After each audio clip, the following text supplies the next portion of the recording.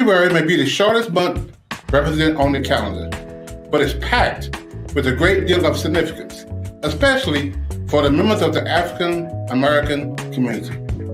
It is during this time that particular attention is given to the discussion of relevant topics, introduction of visionary individuals, both past and present, and the revisit of our culture with historic importance and contributions that have shaped the nation we call home.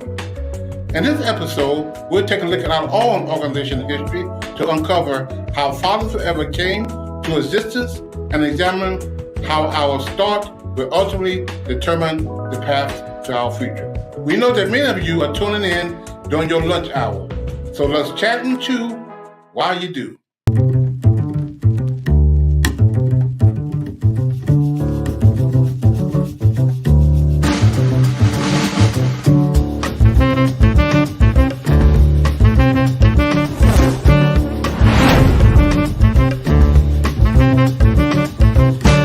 Good afternoon, everyone.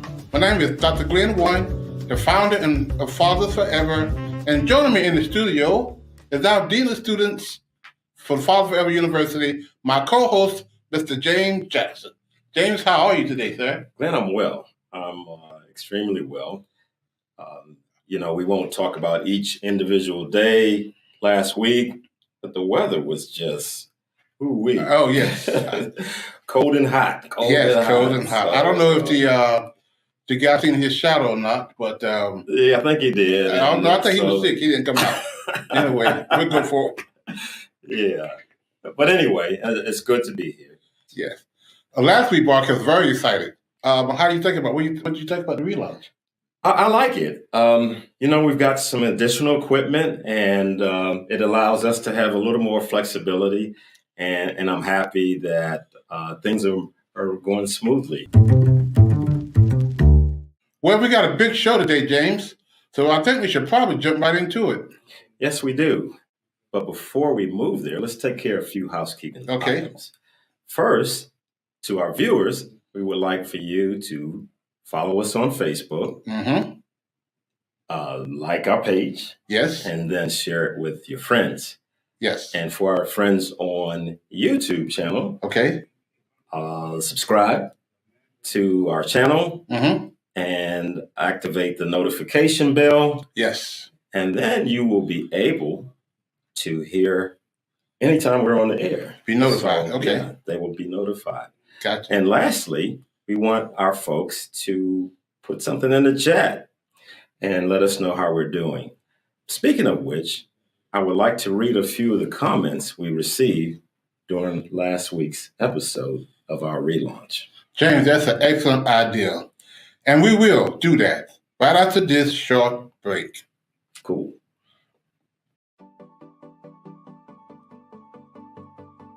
Hello, everyone. Welcome to Fathers Forever University. My name is Glenn Warren, and I will be your instructor. Fathers Forever University is a remote learning experience where we take our 12-week class, and we meet here every Thursday night from 6 until 7, and we talk about fatherhood. We talk about domestic violence. We talk about where your child support money is going. We teach classes about fatherhood and how important it is to be in your child's life. So these 12 weeks is going to be very important for you guys to understand and the concept of fatherhood and what we're trying to teach you. Fathers Forever University is broken down into 12 weeks, and you can start at any time during those 12 weeks. The key to it is finishing those 12 weeks. Every lesson is in lecture format, where you listen to that lecture, and then on Thursday nights, we discuss that lecture. The Thursday night discussion is where your homework will be due. Part of your homework assignment every Thursday night is to one, we'll ask you the question, what did you learn? And the second question, how am I going to apply what I learned? We also have specific assignments for each lesson in the notes below. This has been an introduction to Fathers Forever University. Now let's get started in lesson 1.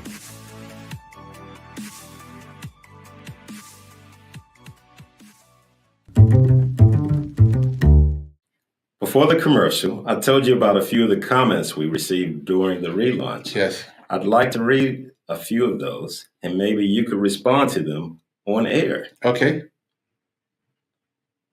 Patricia Stevenson would like to know if the program is just for incarcerated fathers. And the answer is no, it's not just for incarcerated fathers. I like to say our program is for young fathers, good fathers, want to be bad fathers. It's for all fathers. We do our 12-week class. We have in person, James. These are guys are not incarcerated, obviously, and they are mainly to the child support court and also to our own program guys that we have in our classes. So they're not incarcerated. We do have a component of guys that we do with the Wake County Detention Center. Those are incorporated. So, Patricia, to answer your question, to her question, is no, this is our program is not just designed for incarcerated fathers. We are open to all fathers. All fathers. I like that. Yes. Dr. Warren. Yes, sir. I believe we had another viewer leave a comment in Messenger. And, that's not a part of YouTube or Right. or Facebook. Right.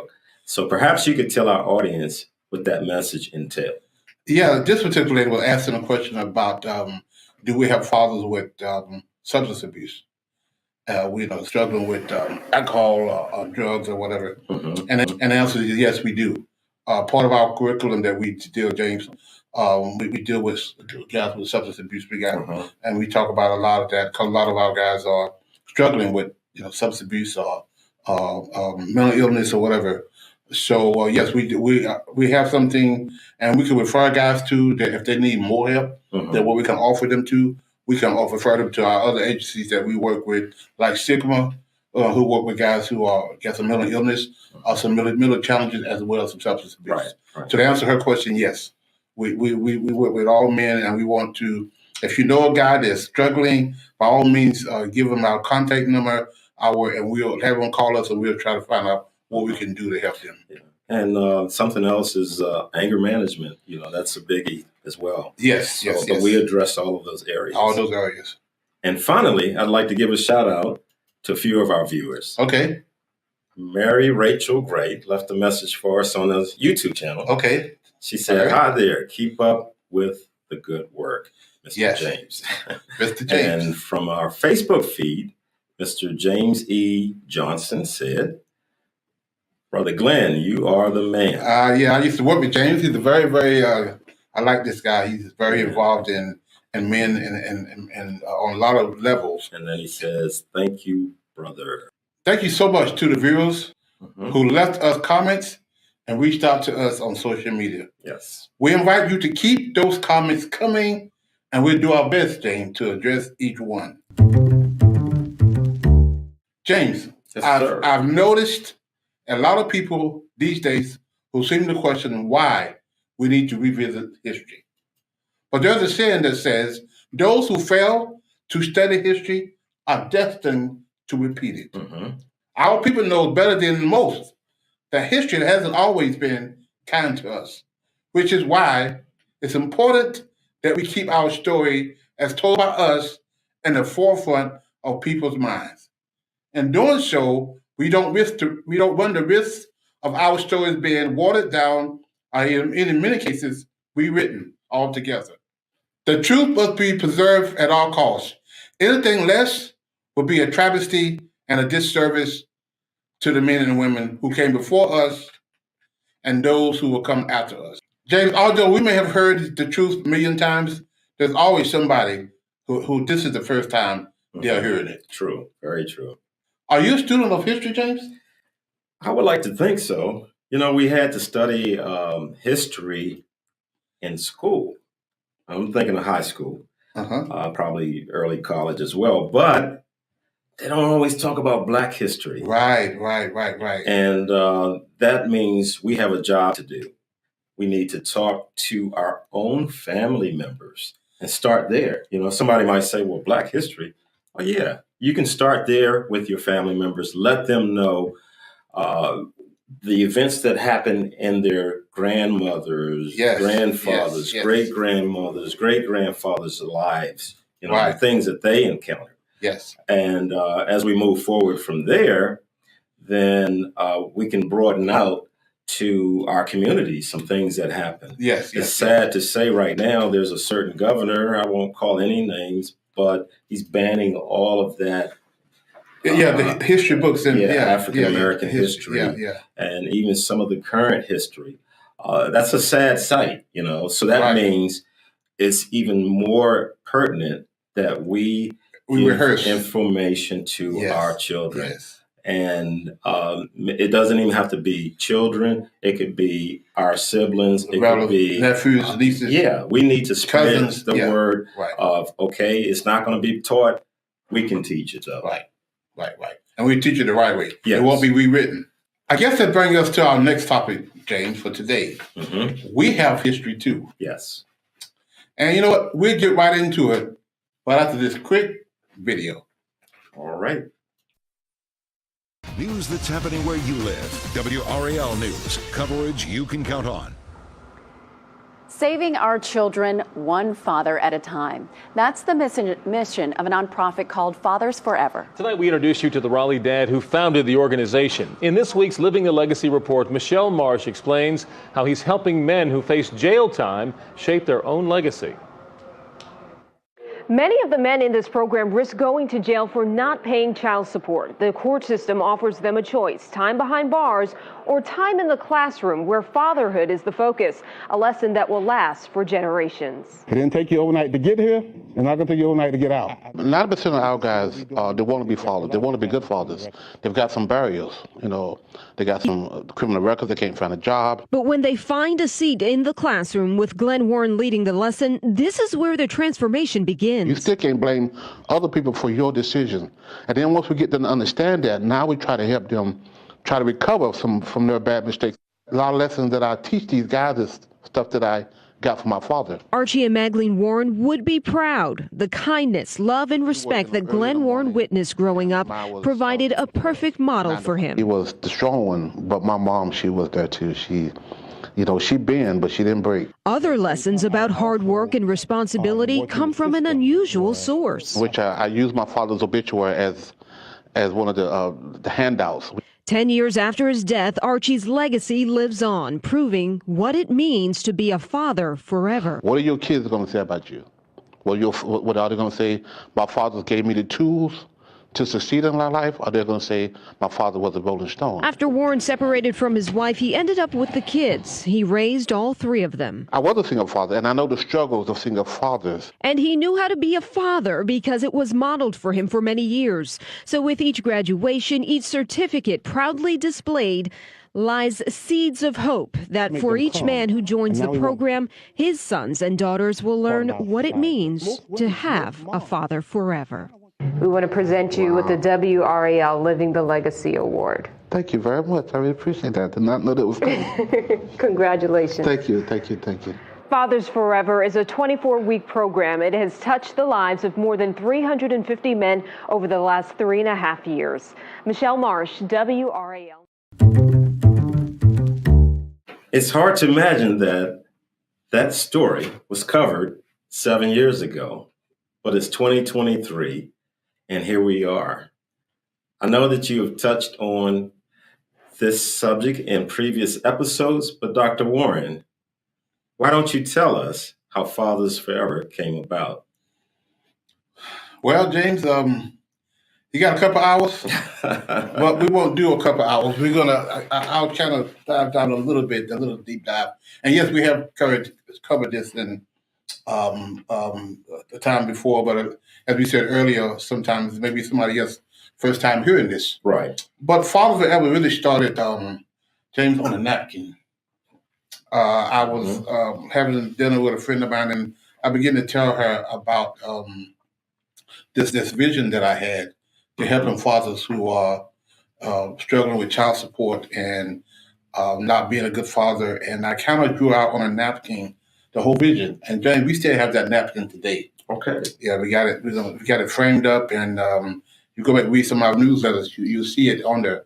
but it's something I laid out. We laid out 2008, and it's about fathers coming together, about us bringing fathers together, and some guys that maybe they hadn't been modeled what a father is. And growing up in my life, as you're watching the video, my dad was a part of our life from the time I was remembering as a child until he passed away. Right. So I know what it is to have a good father. I've been there, seen that. I got the T-shirt, wore the T-shirt very proudly. That my father showed me, modeled to me, how to be a father. Yes. And so a lot of men didn't have that, so they struggle with that. Right. When my wife and I, ex-wife and I got married, and we had our 3 kids, and then our marriage fell out. It didn't make it. But our kids, I wanted to make sure I was a part of their lives. And at the time, I became the custodian parent. It was agreed upon by both of us. She was very much involved in the kids' lives. She paid the child support. She saw the kids on a regular basis. She was their mother, and still is to this day. Right. And we got a good relationship now.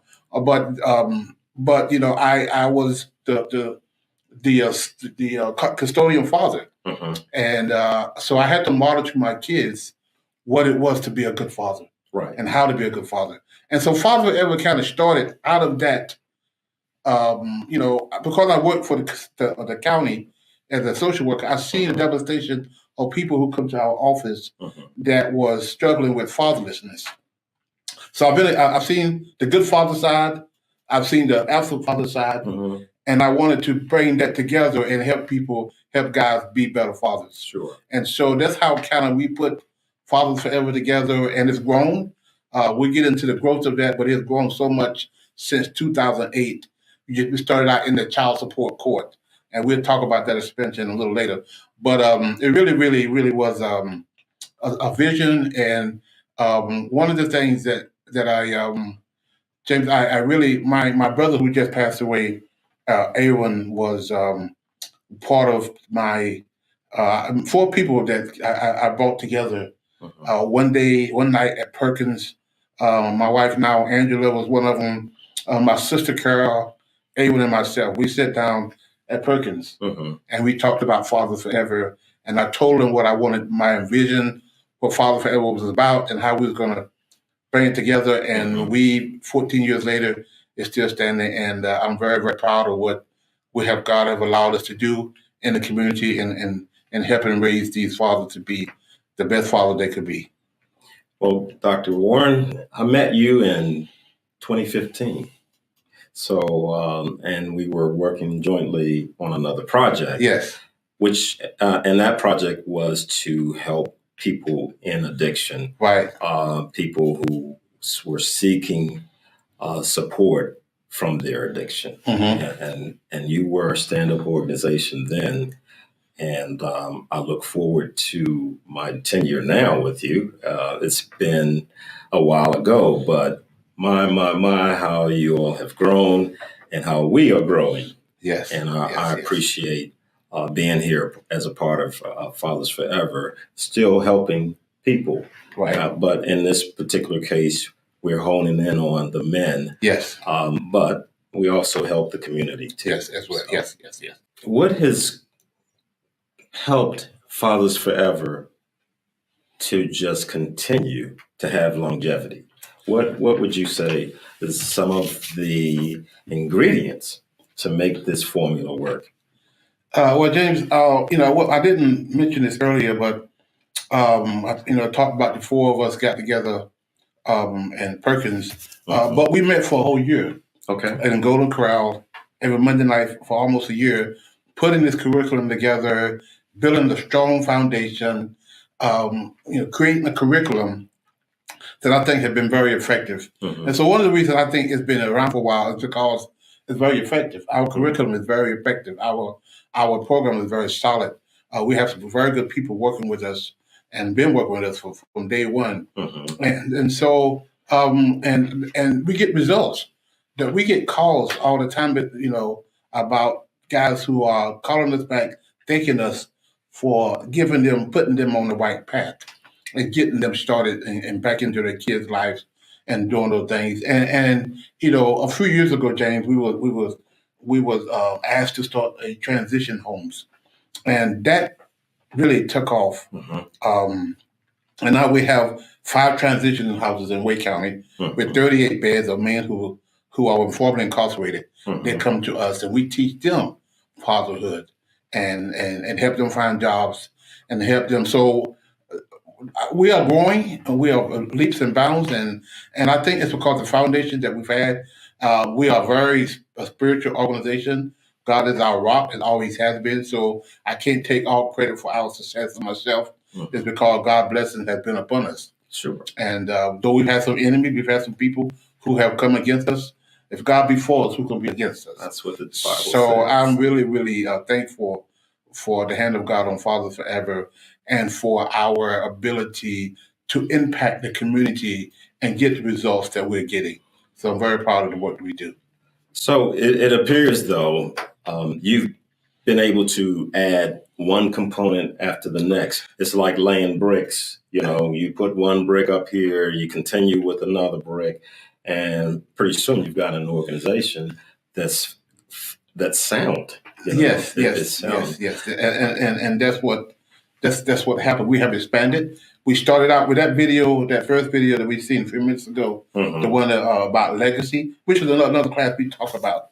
That was in we started out with a little building, a little room, and a little building, and that my friend Bishop Harvey Spencer, Church Greater Love Church, off of Crabtree Boulevard, gave us a little room. That room that we was in, Right. it was a little room that he allowed us to knock the wall down to make it a big room. And then we had 4 or 5 little offices around there. So he allowed us to get those. So we had like a little suite upstairs. And he stayed there for 2 or 3 years. And then we moved to another building on Glasgow. The building got bigger. And then I think that's where we met you at. And you was working with us. And then we got this building that we are now. Right. Was twice the size of that building. And we're looking, James, to expand our office space here. We're going to still be here in this location, but we're looking to expand in the next couple of months and get some more offices. So I'm very thankful for what we've been able to accomplish and the impact that we're making in people's lives. Sure. Well, I know we've had graduates that have completed the program. Yes. But I would like to know, are there any individuals who completed the program, but they are now working with Fathers Forever? Can I at least tell us about that situation, or is there such a situation? Yes, James, I'm glad I'm so proud of these guys. We've had over 200 guys, 300. I'm not sure the number, between 250 and 300 guys who have come to us from DPS, Department of Public Safety, who now have changed their name to another agency. But these guys come to us for 120 days, and we help them find jobs. We help them find better housing, permanent housing. We do a lot of classes of substance abuse, mental illness, refer them out. And so we have 4 guys, James, who have came to the program, who have completed the program, and now they're working for us. Jamie Williams was one of the first ones. Jamie took care of the program 3 years ago. He graduated from the program, and he would sit around, and sometimes I asked him, to go do this or go do that, and he had no problem doing it. He volunteered to do a lot of stuff, and then with the opportunity to come to hire him, he wanted the job. We gave it to him. He proved himself so. Jamie I can talk about Jamie all day. He's been so he's working with us now. Mr. Neil White, another guy who came for us. He's one of the residence managers now. He's been with us for over a year. He graduated through the program, hit the ground running. We offered him a job. He wanted it. He took it. And then Mr. Johnson. Mr. Johnson is another guy that I'm so proud of him because he's been with us as well too. Well, him and Jamie work together. We're closely together, and then the last person is Mr. Fuller. Mr. Fuller is our last employer Actually, that's 5, Jamie. There's one more guy that he's getting ready to come on board. Okay. So I am so glad that these guys are now working with us, and we try to practice what we preach. Right. We tell other people to hire guys with criminal records, and we decided to do the same thing. So we hire these guys to come work for us. Well, it's more than just we encourage other employers to do this, but they can see that there's some longevity with the guys that we have employed, and that they are still here, and that they are contributing to the well-being of Fathers Forever. Yes. And, yes. I've got a number for you that you touched on it a moment ago, but it says 500 men have stayed at housing since 2017. Wow. 2017 to today, 500 men. Wow. And that's a good number. That's a good size. They have come to the program, and again, some hit the ground running, and some of them, obviously, we can't, some people are not ready. But, a lot of the guys are ready to get on with the rest of their lives, and we really are proud. And so, James, that's some of our history. That's some of the stuff that we've been doing that we want to keep rehearsing. And again, we repeat this sometimes because some people maybe hear this for the first time. Well, Dr. Warren, I'm sure you hear this all the time, but thank you for being the visionary that you are. Well, again, I'm just a steward of what I believe God gave me to be. I think my gift is to motivate people, to help people, to bring people to their to their full potential. Right. And so that's what we're trying to do, and that's what we're endeavoring to do with Fathers Forever. And so we're going to keep doing what God called us to do, and until we can't do it no more. Absolutely. As someone who's been working closely with Fathers Forever University, and being able to see the organization's history, it's interesting for us to not only understand it from, or at least for me, from my perspective, but also for what others who have never heard anything about Fathers Forever, to be able to receive their perspective too, so that we can continue to make this progress and make Fathers Forever work. Yes, I agree, James. It's important that we never grow complacent, because there's a whole lot of work to be done. So, Dr. Warren. Yes, sir. Can you tell our viewers when the next set of classes are slated to begin? Well, James, the way our classes roll, we never stop classes. We have lessons. It's a 12-week curriculum. We have, I know that video said it was 24-week. That was a little bit off. We have narrowed it down to 12 weeks, because that statistic says that's about how long programs should be. So it's 12 weeks. And so our class is like it's called a roll-on continuum curriculum, where the guys can start anytime. So our classes, we stop for holidays and vacations, but every Monday night, our classes roll. And if you start, a continuum curriculum means all classes, every class stand by itself. At the same time, together, it creates a 12-week cycle. So one guy could be on chapter 12, number 11 class. Another guy could be on 8. So if you don't start at class number 8, you go 9, 10, 11, 12, 1, 2, 3, 4, 5, 6, 7. By the time you get back to 8, you have completed the cycle. Right. So that's why anybody can start anytime they want to start. Again, each class stands alone, but at the same time, it's a continual curriculum. And you don't graduate until you completed all 12 classes. And guess what? They got to do 12 homework assignments. They got to do 12 homework assignments. And this year, we're going to have even more work, because it's not just because we want to give someone work. It's also to show you that you have a buy-in into this curriculum. Right. You're going to earn the certificate. You're going to earn this. You're going to, when you leave us, you're going to have some knowledge. And what you apply or not, that's up to you. Right. But when they leave us, they have knowledge to be better fathers, to be good fathers. So that's why we require them to come to classes, 12 classes, to do the homework assignment. Our textbook that we've written, it's going to be in the second edition because we've added another section to the textbook. Right. There's some things that they're going to have to do that they can do with their kids that we put in there. So our curriculum is our textbook, and we're very proud of that. That's at a distance, again, our curriculum put into a textbook called I Am a Father Forever. Yes. And that's a textbook that they use. And so the classes is ongoing, and we're very proud of it. And our curriculum works, is very practical. And so the answer to your question is our classes are ongoing. I already knew the answer to that. I was hoping that you knew the answer. Well, we certainly appreciate you, our viewers, for spending your lunch hour with us. You could have been anywhere else doing something else, but you chose to spend that time with us. Mm-hmm. And if you didn't find your lunch filling, hopefully the knowledge you learned this week was mindful, which we know. Yes, I'm pointing to the mind. Be sure to leave comments with us. Let us know how we did, and if there are any topics you would like for us to discuss. Please make mention of them. Drop a line in our chat. You can always send an email.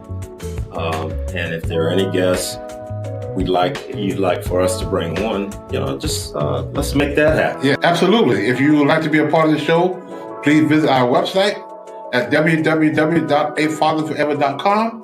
Or call us at area code 919-779-9905.